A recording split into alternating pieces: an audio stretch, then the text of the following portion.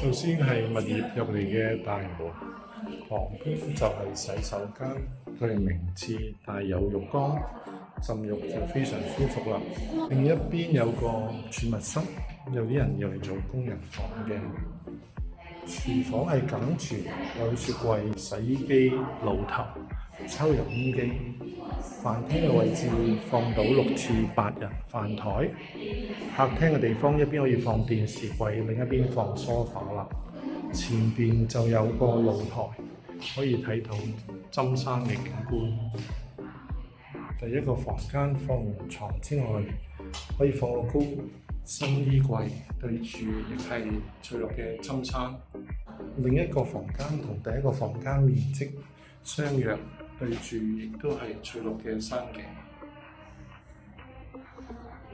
工作平台可以做啲曬浪嘅工作。